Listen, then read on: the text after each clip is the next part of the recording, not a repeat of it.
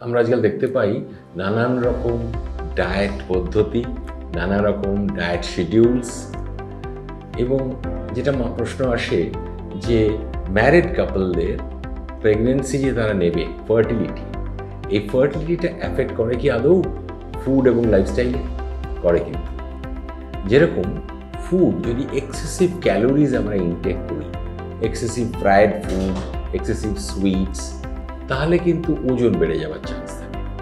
ওজন বেড়ে গেলে কিন্তু নানাবিধ শরীরে হরমোনাল প্রবলেমস হয়। তার মধ্যে একটা সবাই জানেন, পলিসিস্টিক ওভারিয়ান সিনড্রোম। যাদের টেন্ডেন্সি থাকবে পলিসিস্টিক ওভারিয়ান সিনড্রোম হওয়ার, তাদের যদি ওজনটা আইডিয়াল ওয়েটের চেয়ে একটা বেড়ে যায়, তাহলে এই সিনড্রোমের প্রকোপটাও অনেক বেশি হবে। তার ফলে এগ রিলিজ হবে না। 2 নম্বর হচ্ছে শারীরিক ফিটনেস যাতে কমে যাবে। অনেকের ক্ষেত্রে যাদের একটা টেন্ডেন্সি টু ডায়াবেটিস আছে, তাদের এক্সেসিভ ওয়েট গেইন হলে ব্লাড সুগার বেড়ে যাওয়ার সম্ভাবনা থাকছে।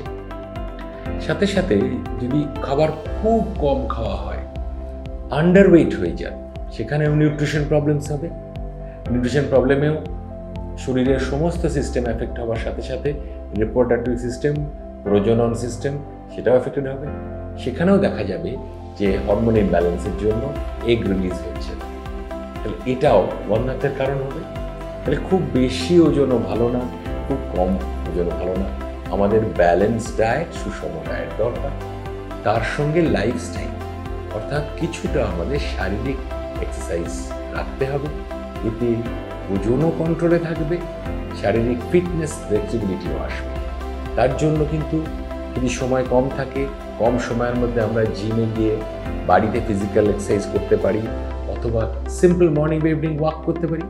তাহলে কিছুটা ব্যালেন্স, সুষম খাওয়া, তার সঙ্গে কিছুটা ডেইলি এক্সারসাইজ।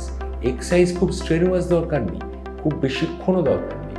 যদি কম সময় পাওয়া যায়, 1/2 ঘন্টা হাঁটাই যেতে পারে, কিন্তু নিয়মিত সপ্তাহে অন্তত 4-5 দিন করতে হবে। এই ব্যালেন্সটা মেনটেন করলে কিন্তু ফার্টিলিটির সমস্যাও, অন্তত এই এক্সট্রা ওয়েট গেইন বা এক্সট্রা ওয়েট লসের জন্য কোনো ফার্টিলিটি সমস্যা কিন্তু আসবে না।